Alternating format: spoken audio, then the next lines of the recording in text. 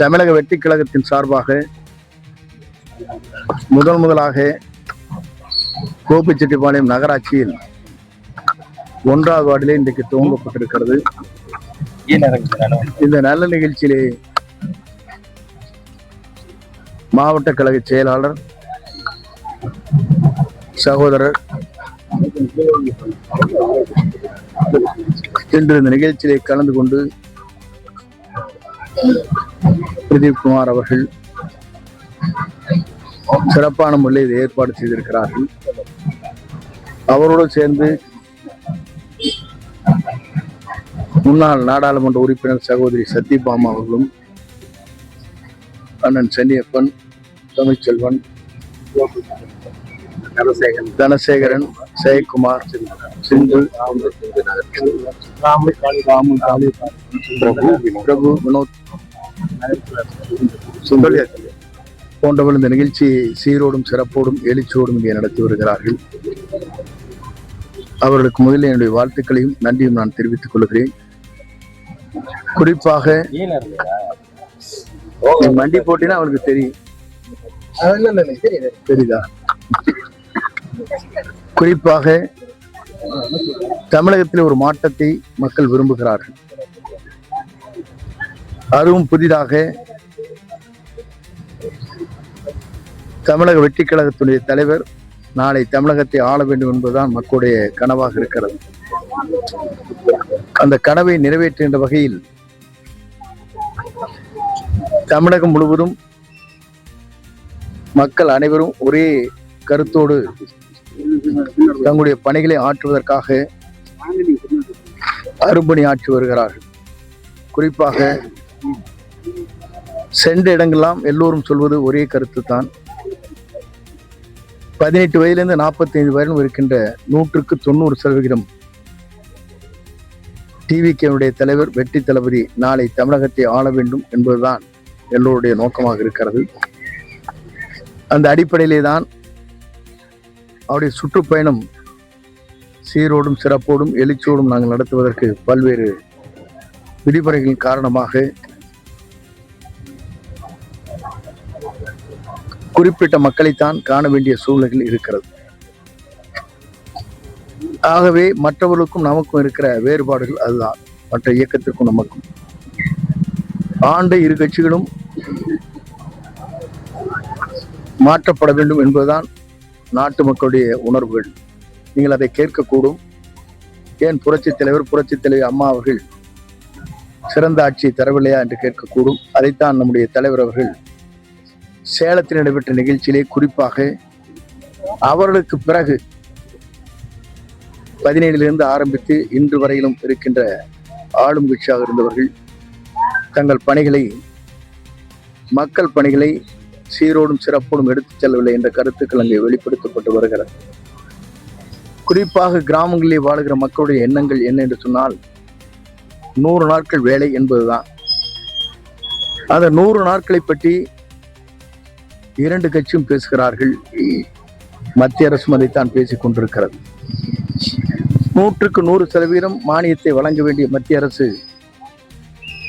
60% மத்திய அரசும் 40% மாநில அரசும் என்று குறிப்பிடப்பட்டிருந்த பிறகு 100 நாட்கள் வேலை முடங்கப்பட்டிருக்கிறது.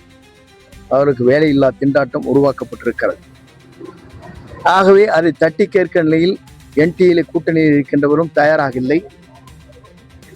திராவிட முன்னேற்ற கழகம் அதை நாடாளுமன்றத்திலே குரல் எழுப்பி அதற்காக அந்த நிதியை பெறுவதற்கும் அவர்கள் தயாராக இல்லை. இருந்தாலும் கூட 150 நாட்கள் நாங்கள் அந்த வேலை வாய்ப்பை உருவாக்குவோம் என்று சொல்வது வேடிக்கையாக இருக்கிறது. 100 நாட்களுக்கே அதை சரியான முறையில் செய்ய முடியவில்லை. மத்திய அரசு நிதி சரியான முறையில் வழங்கப்படவில்லை. மாநில அரசும் அந்த 40% வழங்கி அந்த திட்டத்தை நிறைவேற்ற முடியுமா இல்லையா என்பதை நாடாளுமன்றத்தில் அவர் குரல் எழுப்பவில்லை. என்டிஏ கூட்டணியிலே இருக்கின்றவர்கள் இன்றைக்கு பேசுகிறார் 150 நாட்கள் வேலை கொடுக்கப்படும் என்கிறார்கள். ஆனால் தேர்தல் அறிக்கை சொல்வதை காட்டிலும் ஏன் 100% கொடுக்கப்படவில்லை என்று மத்திய அரசை கேட்க இவர்களால் துணிவில்லை என்பதுதான் இந்த கருத்தை நான் வெளிப்படுத்த விரும்புகிறேன்.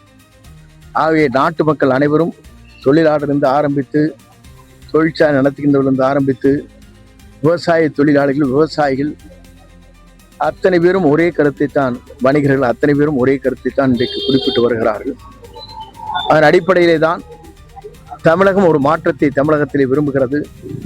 அந்த மாற்றம் 2026 தமிழ்நாட்டுடைய எதிர்கால தமிழகத்தை ஆளக்கூடியவர் தான் வெற்றி கழகத்துடைய தலைவர் தளபதி என்பதை நான் இந்த நேரத்திலே குறிப்பிட விரும்புகிறேன். ஆகவே இந்த வெற்றியை எந்த சக்தியாலும், மக்கள் சக்தி தான் அதை இன்றைக்கு வெளிப்படுத்தி கொண்டிருக்கிறது. மக்கள் சக்தி எந்த சக்தியாலும் வீழ்த்த முடியாது என்பதுதான் தமிழ்நாட்டில் வரப்போகிற தேர்தல் அமையப் போகிறது என்பதை மகிழ்ச்சியோடு நான் தெரிவித்துக் கொள்கிறேன்.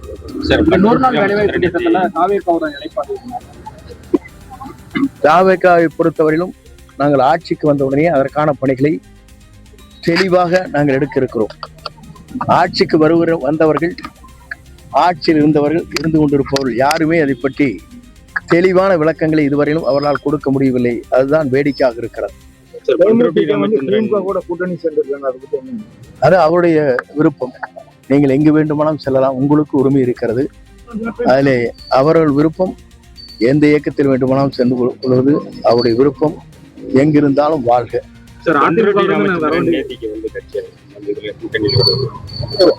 ஒவ்வொருவரும் ஒரு இயக்கத்தை ஆரம்பிக்கிறார்கள்.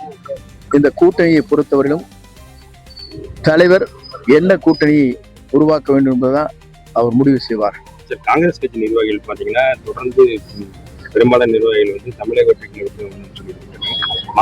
மாணிக்கம் தவறுவதை கூட தொடர்ந்து இந்த எல்லோருடைய மனநிலை அப்படித்தான் இருக்கிறது. தமிழ்நாட்டுடைய மனநிலைக்கு ஏற்ப அரசியல்வாதிகள் அதைத்தான் குரல் எழுப்பி கொண்டிருக்கிறார்கள். அதுதான் வெளிப்படையாக இருக்கிறது. 5000 ரூபாய் பணம் போட்டாங்க. அதுக்கப்புறம் நேற்று பாத்தீங்கன்னா கோடைகால சிறப்பு தொகை வருஷம் கொடுக்கணும்னு சொல்லி இந்த இத்தனை வருஷமா கோடைகால இப்போ இந்த வருஷம் மட்டும் பணம் சொல்லி எப்படி பாக்குறாங்க? இது கோடை காலம் என்பதல்ல, தேர்தல் கோடை காலமாக இருக்கிறது. ஆகவேதான் இந்த நிதி வந்து கொண்டிருக்கிறது. கூட்டணிக்கு கட்சிகள் நீங்க பேசாதீங்க. நீங்க என்ன கேட்டு ஒரு நிமிஷம் கொஞ்சம் நேரம் கம்ப்ளீட். தாவேகா கூட கூட்டணிக்கு கட்சிகள் வரும் அப்படின்னு சொல்லியிருந்தீங்க. உறுதியா பெரும்பாலான கட்சிகள் கூட்டணியை பொறுத்திருந்து இல்லை, நீங்க என்ன பொறுத்திருந்து பாருங்கள். ஏனென்று சொன்னால் ஒவ்வொரு கட்சியிலும் இருக்கின்றவர் 4 பேர் 5 பேர் சீட்டு கேட்கிறார்கள். ஒருவருக்கு மட்டும்தான் கொடுக்க போகிறார்கள். செல்வாக்கு மிக்க 2 பேர் 3 பேர் ஒவ்வொரு தொகுதியில் இருக்கிறார்கள்.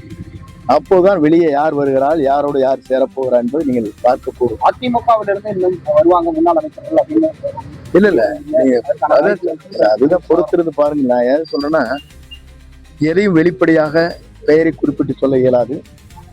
அப்படி குறிப்பிட்டு சொல்கிற போது அவர் நம்மிடத்திலே வருவதை காட்டிலும் தடைகள் ஏற்படுகிறது.